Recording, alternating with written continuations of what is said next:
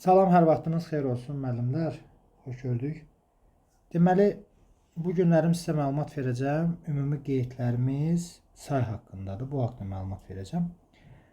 Görək sayda hansı məqamlara diqqət eləməliyik və qarşımıza hardan, necə suallar çıxarda bilərlər. Başlayaq. Deməli, saylarda müəllimlər, nədir məsələ?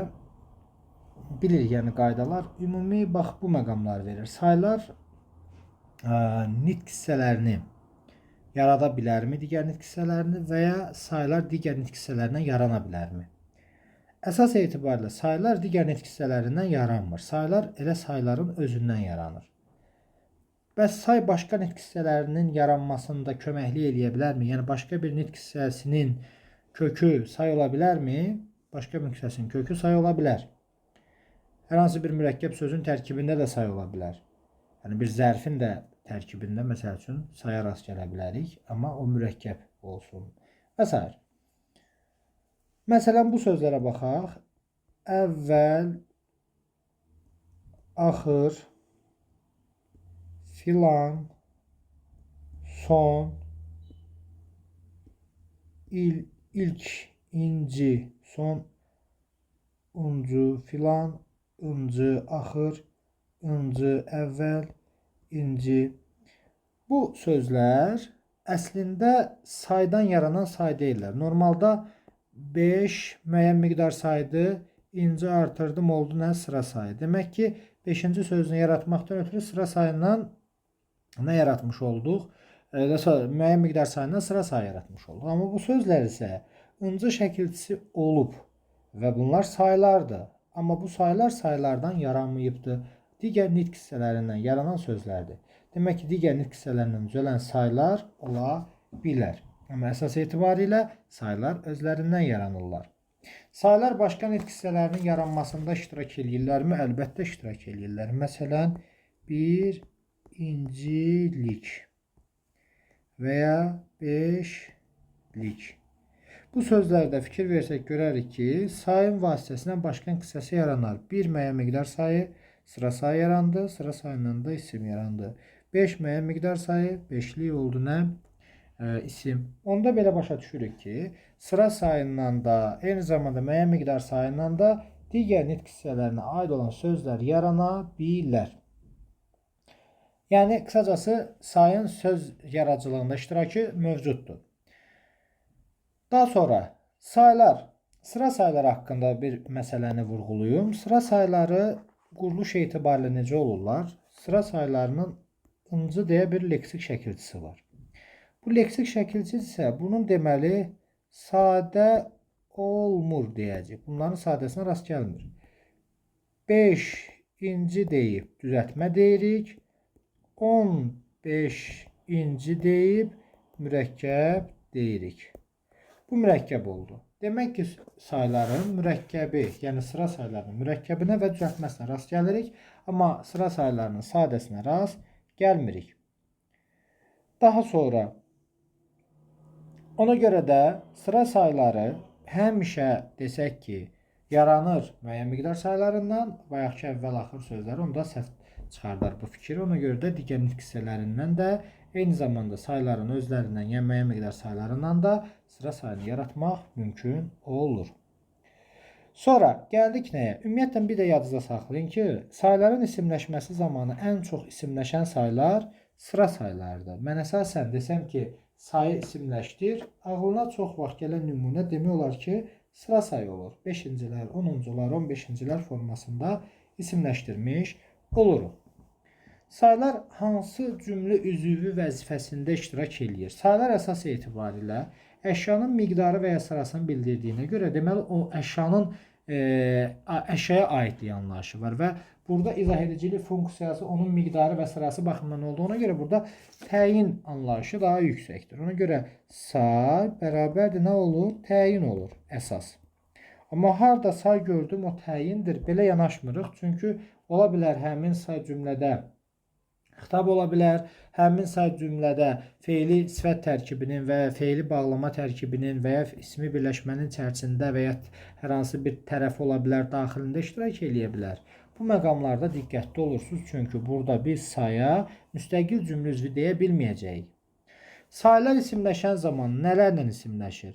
Cəmi qəbul eləyər, halı qəbul eləyər, mənsubiyyəti qəbul eləyər, isimləşər və ya birbaşa isimləşər, bir də qoşmalarla isimləşər. Yadda saxla, xəbərli şəkilçisi isimləşdirmir. Məsələn, yazaq ki, 5-cidir. 5-cidir, neçəncidir sualına cavab verir. Deməli, dir şəkilçisi nədir? İsimləşdirən şəkilçi deyil. Amma 5-cilərdir. Burada lər isimləşdirir. Yəni, demək ki, say isimləşib də xəbər ola bilər, isimləşmədən də xəbər ola bilər. 5-cidən, 5-cimiz ola bilərmi? Ola bilər isimləşmə bu şəkilçilərlə. Bəs qoşma ilə isimləşmə, deyirəm ki, 5-ci üçün bu çətin deyildi. Kim üçün? Burada 5-ci üçün. Onda 5-ci üçün qoşma ilə işlənib isimləşməyə məruz qala bildi. Yəni, qoşma ilə isimlərin halları işlənir. Demək ki, bu isimin adlıq halına çevrilir deyə siz onda artıq götürə bilərsiniz ki, burada qoşma ilə isimləşmə baş veribdir. Amma siz buna isim demirsiniz, siz buna yenə də say deyirsiniz. Daha sonra birbaşa isimləşmə bəs nədir? Birbaşa isimləşmədə olur ki, heç bir qrammatik göstərici qəbul eləmədim. Məsəl üçün, deyirəm 5-ci bunu bizə gətirdi və ya 10-cu bu fikrə münasibət bildirdi formasında da isimləşə bilər. Sonra isimləşmə məqamında bir də yazır ki, say əgər cümlədə xəbərdirsə, yəni o mütləq xəbərli şəkilçisi ilə işlənibdir. Bu belə deyil, yadınızda saxlayın ki, isimləşmə xəbərliklə baş vermir, bu aydın məsələdir. Amma desək ki, cümlədə xəbər var, sifətlə, sayla ifadə olunan xəbər var və həmin xəbər orada işlənibdirsə, bugün əgər olardısa, o zaman deyərdin ki, müəllim, deməli xəbərin tərkibində dırdır leksik şəkilçisi var. Xeyr, yoxdur. Olmaya bilər. Necə?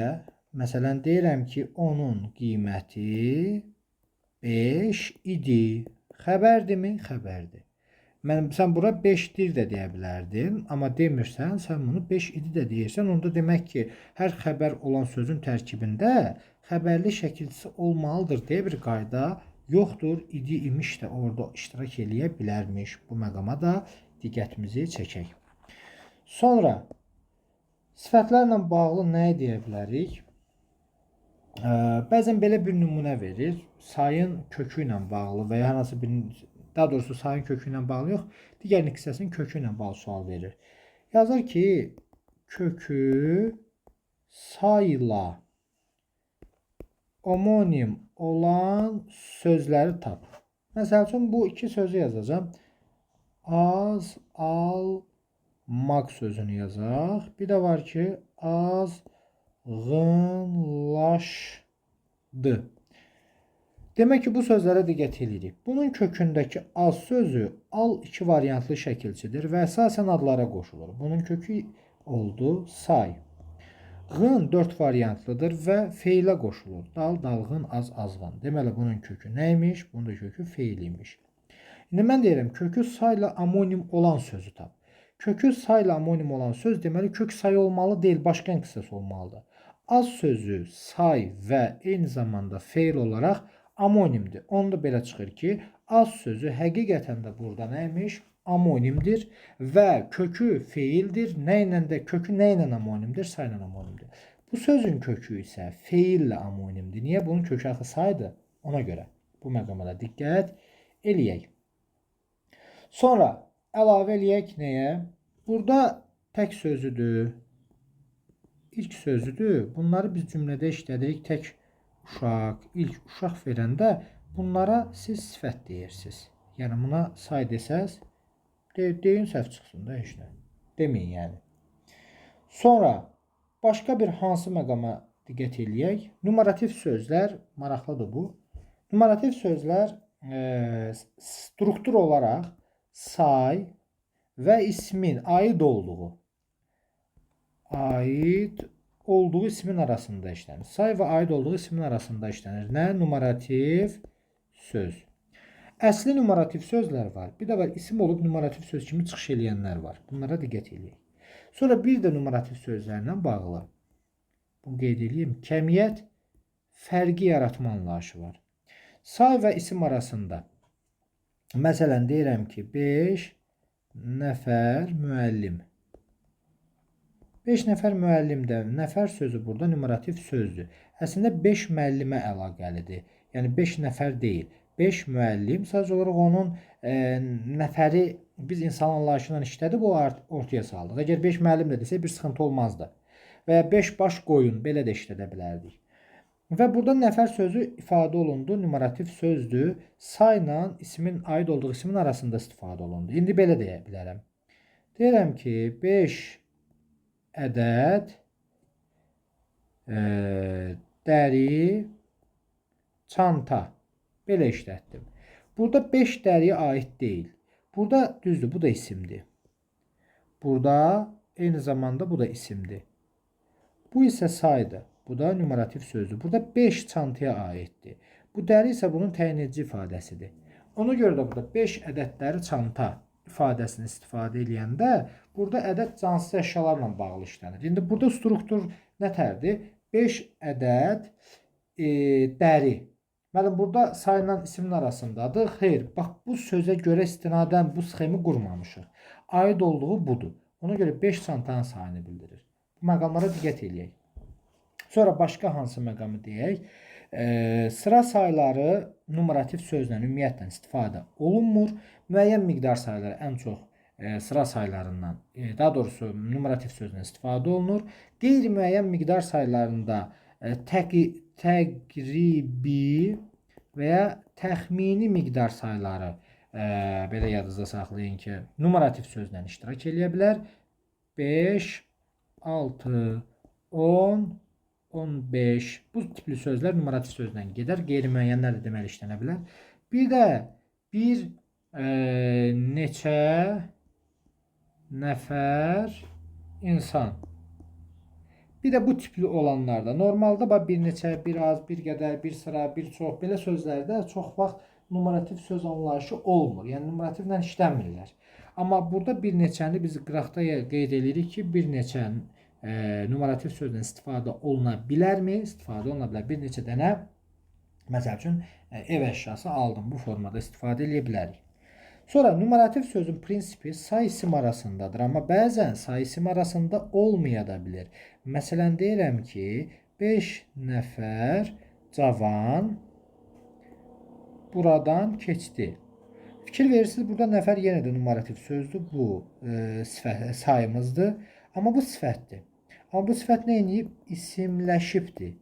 Buna diqqət edin. Ona görə də bu məqamda sizə deyə bilər ki, aşağıdakı hansı nümunədə say isimlə numarativ söz isimlə say arasında istifadə olunmuyor. O zaman burada nə ilə nəyin arasında olub? İsimlə, sifətlə say arasında istifadə olunub. Bu məqamda diqqət edin, çünki qarşımıza çıxa bilər. Yəni cavan sözü isimləşmiş sifətdir. Bu məqam bizim diqqətimizdən yayınmasın ki, səhv eləməyək. Sonra başqa hansı məqam sizə deyim burada? Numarativ sözlə bağlı belə bir şey də yaza bilər. Deyirəm ki, 5 nəfər gəldi. Gəldi kim? Nəfər, neçə nəfər? 5. Yəni siz burada diqqətli olun. Burada 5 nəfər gəldi ifadəsində numarativ söz varmı? Yoxdur. Çünki burada nəfər numarativliyi yox. Nəfər burada nə ifadə eləyir? Nəfər burada sadəcə həmin şəxsin özünü bildirir. Ona görə də biz burada numarativ söz deməyəcəyik. Sonra bəzən deyir ki, nümunədə numarativ söz və işləndiyi say arasında, isimlə say arasında kəmiyyət fərqi yaradıb. Məsəl üçün deyirəm ki, bir corab. Burada bir corab nə deməkdir? Bir dənə tay corabdan söhbət gedir. Amma bir cüt corab deyəndə artıq 2 corabdan söhbət getdi. Onu gördünüz, bir ilə corab arasındakı bir vahidlik anlayışı bu işlənəndə artıq vahidlik anlayışı olmadı. Demək ki, işlənən sayla həmin o isim arasında kəmiyyət fərqi ortaya çıxmış oldu. Bunu yadımızda saxladıq. Dəstə, cüt sözlərini bunların böyrünə qeyd edib də əlavəmizi eləyə bilər. Bunlar kəmiyyət fərqi yaradanlar deyirik. Sonra əlavəmiz nə ilə bağlı olsun? Sonra numarativ sözləri qoyduq kənara. İndi gəlin danışaq sizə nədən? Müəyyən miqdar saylarından sonra gələn isimlər nədə olmalıdır? Müəyyən miqdar saylarından sonra gələn isimlər cəmdə olmalıdır. Məsəl üçün 5 kitab və yaxud da 1000 söz və s. Gördünüz ki, müəyyən miqdar saylarından sonra gələn isimlərin qaydası təklikdə olmaqdır. Əgər biz müəyyən miqdar saylarından sonra gələn isimləri cəmdə işlətsək, o zaman nə edərik? Qrammatik normanı pozarıq. Ona görə pozmamaq üçün də təkdə işlətməyimiz lazımdır. Bəs sual olur. Müəllim, elə nümunə olarmı ki, müəyyən miqdar saylarından sonra gələn isim cəmdə olsun və qrammatik norma pozulmasın? Olar. Bu az hallarda olur. Məsələn, bu sözlərdə 1000 illər, 100 əsrlər. Bax, bu kimi nümunələrdir. İllər, əsrlər, qərinələr formasında istifadə edirik ya. Bunlarda gördüyünüz kimi bu müəyyən miqdar sayı, bu da müəyyən miqdar sayı. Sonrasında gələn isim nədə işlənir? Cəmdə. Və burada norma pozulmaz. Yəni belə deyək də, bunun özünə məxsus bir özəlliyidir ki, bunlar bu formada işlədir. Ona görə də sən də bunu beləcə öyrən ki, səhv eləməyəsən. Amma ümumiyyətlə qaydamız nədir? Müəyyən miqdar saylarından sonra gələn isimlər cəmdə işləməlidir. Hər zaman həmişə sözləri ilə verəndə artıq bu istisnanı yadınıza salın ki, o fikri yanlış çıxardacaq. Sonra gəldik hansı məqama? Bir sıra və bir çox. Bu sözlərdən sonra gələn isim pluslarla işlənir. Yəni bunlardan sonra gələn isimlər, ümumiyyətlə bundan sonra gələn, yəni onun aid olduğu bir isim deyək də, yəni və ya aid olduğu isimləşmiş sifət ola bilər. Yəni onlar yadınızda saxlayın ki, mütləq şəkildə cəm şəkilçisi qəbul etməlidir və bunun belə bir qaydası var. Amma bəzən belə bir nümunə verir. Deyir ki, bir sıra ağıllı şagirdlər. Bir sıra ağırlı şagirdlər və yaxud da bir sıra dəri çantalar. Belə yazır. Deyir ki, bir sıra sözündən sonra gələn söz həmişə cəmdə olmalıdır. Gələn söz, ilk gələn söz. Mən isə dedim bayaq, aid olduğu söz cəmdə olmalıdır. Yəni bir sıra nəyə aidsə onun cəmliyini bildirir. Bir sıra burada ağıllı sözünü yox, şagirdlər sözünə aiddir və onun miqdarını bildirir. Və ya bir sıra burada çantaların miqdarını, dərinin belə deyək də miqdarını bildirmir. Bu sadəcə onların əlamətlərini ifadə edən sözlərdir. Yəni burada diqqətli olun. Deyə bilər ki, hansı nümunədə numarativ, daha doğrusu bir sıra bir çox sözündən sonra gələn isim cəmdə deyil və həmişə cəmdə olmalıdır və ya gələn söz həmişə cəmdə olmalıdır. Bu yanaşmanı onda bu qayda səhv çıxarmış olur. Ona görə də bu məqamı da bir qeyd kimi yazın bir yerə, ağlınızda qalsın. Sonra məsəl üçün belə bir şey yazsa, bu artıq başqa bir məsələ. Deyirəm bir sıra düz oturmuşdu, bir sıra isə səhv oturmuşdu. Bir sıra əyri oturmuşdu. Belə işlədirəmsə, buradakı bir sıra başqadır ha. Yəni buna siz say deməyəcəksiniz. Necə say? Bir sıraya bütöv say deməyəcəksiniz. Bir sıra düz oturdu. Bir sıra da əyri oturdu. Burada sıra düz oturdu. Sıra əyri oturdu. Bir də onun miqdarını bildirir. Yəni burada bir sıra sayı yoxdur. Bir sayı var. Yəni bilirəm, onu da başa düşmüş olduq. Sonra gəldik hansı məqama? Deməli, başqa hansı məqam var? Hə, bir də belə bir nümunə verir.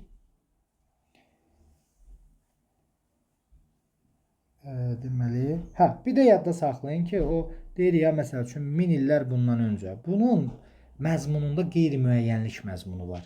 Məsələn, 1000 illər deyir ya, 1000 illər öncə.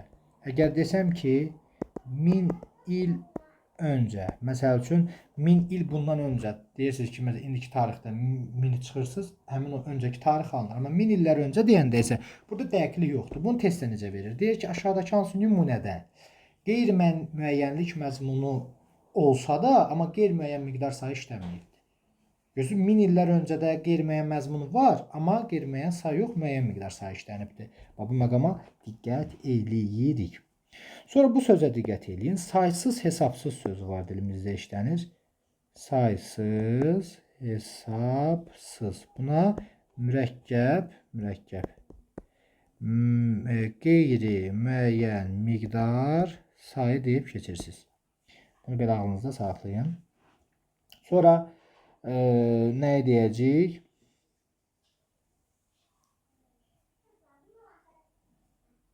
Məsəl üçün bu sözə baxaq. Onda sözü. Onda sözünə diqqət eləyin. Bunu bir neçə cür düşünmək olar. Onda kök, qrammatik olacaq say. Yəni saat 10-da. Sonra onda burada olacaq nə? Da leksik şəkilçidir burada. N bitişdiricidir. O da sözün köküdür. Yəni əvəzlikdən yaranan zərf. Bir də var deyirəm ki, belə. O, n bitişdirici, kök, n bitişdiricidir. Da da qrammatik şəkilçidir. Bu da olacaq əvəzlik. Məsəl üçün deyirəm, onda maraqlı kitablar var kimdə? Onda hələ işdən keçməmişdi. Zərf. Saat 10-da səni gözləyəcəm. Bu da nə vaxt, nə zaman sualına cavab verir. Bu da belə. Sonra nə deyirik? Başqa hansı məqam? Hə, bir sıranı məqamını sizə dedim. Bir də sıfır sözü say kimi təqdim olunur. Sıfır saydır. Bunu da yadınızda saxlayın. Sıfır. Sonra başqa hansı məqamı deyək? Sonra deyirəm ki, çox maraqlı idi. Çox maraqlı idi. Çox maraqlı idi nümunəsindəki bu çoxa say desən, səhv eləyərsən. Niyə səhv eləyərsən? Çünki burada say miqdar ifadə eləməlidir. Bu miqdarlı anlayışı yoxdur. Bəs buna nə deyirəm? Buna deyirsiniz zərf. Miqdar zərfi. Yəni bu da cümlədə zərflik rolundadır. Say deyil, zərfdir. Buna belə yanaşın, geçsin. Sonra burada hansı məqam deyək? Daha doğrusu çox zərf nəymiş? Üzr istəyirəm. Bu çox maraqlı idi. Buna deyəcəksiniz ədat. Bu ədatdır. Və biz bunu belə testdə qabağımıza çıxır. Deyir ki, hansı formada? Çox sözünün əvəzinə xeyli sözünü qoysaq nə baş verər? Mən bunu demək istədim sizə. Deməli, çox maraqlı idi ifadəsində çox oldu ədat. Amma bu çünki sifətin çoxaltma dərəcəsini yaradan ədatdır. Bu ədatdır. Amma testlərin birində belə bir məqam var. Deyir ki, bu çox sözünü xeyli sözünü əvəzləsək nə baş verər? Axı bu ədatdır. Sən bunu bundan əvəzləsən əgər, sən xeyli sözün gətirdin, qoydun bura, çoxu yoxa çıxarsan. Xeyli ədatı ədat əvəzləyir. Deyir ki, sinonimi ilə əvəzlənir. Xeyr, sinonimi ilə əvəzlənməyəcək yoldaşlar. Niyə sinonimi ilə əvəzlənməyəcək? Çünki bu sinonim məzmunu ifadə eləsə də bir say məqamında. Amma bu burada ədatdırsa, bu onun nətə sinonim ola bilər? Yəni qısası deyil axı. Bu belə. Siz bunu bura qoyanda, onda cümlədən ədatı yoxa çıxardıb, onun əvəzinə xeyli zərfini qoyacaqsınız. Yəni ona görə də bir hissəsi başqa hissəsindən əvəzlənmiş olacaq. Ona görə də çox sözü bu mövcud vəziyyətdə ədatdır. Xeyli sözünü onun yerinə qoysaq, xeyli sözünə də zərf deyəcəksiniz. Və çox sözünü burada ancaq və ancaq ədat kimi qəbul edirik. İndi belə bir şey deyirəm. Deyirəm ki, çox igidlər görmüşəm. Görmüşəm, kimi görmüşəm? İgidləri. Nə qədər igidlər? Çox. Demək ki, burada çox sözü nə hesab olundu? Say hesab olundu. Düzdür, əsasən çox sözündən sonra gələn sifət varsa, o sifətin dərəcəsini bildirir və o miqdarını ifadə eləmir, dərəcəsini bildirir. Çox maraqlı. Amma sən burada sifətdən sonra əvvəl işlətmirsən, burada da sifətdən. Amma burada isimləşmiş sifətdir və isimləşmiş sifət olduğuna görə bu nə hesab olunacaq? Onun miqdarını bildirən isimləşmiş sözə aid olan say olacaq. Amma yuxarıdakı çox maraqlılar və çox maraqlı idi nümunəsini istifadə elədiyimizə görə isə burada nə baş veribdir? Sadəcə dərəcə əlaməti istifadə olunubdur. Sonra başqa hansı məqamı deyək? Bu sözə gəlin diqqət eləyək. Onlarla sözü var, dilimizdə işlənir. Onlarla. Bunu bir neçə cür ifadə eləmək mümkündür əslində. onlarla. Onlarlaya say da deyərəm qeyri-müəyyən larla lərlə şəkilsi vasitəsilə. Bir də əvəzlik deyərəm. O sözün köküdür.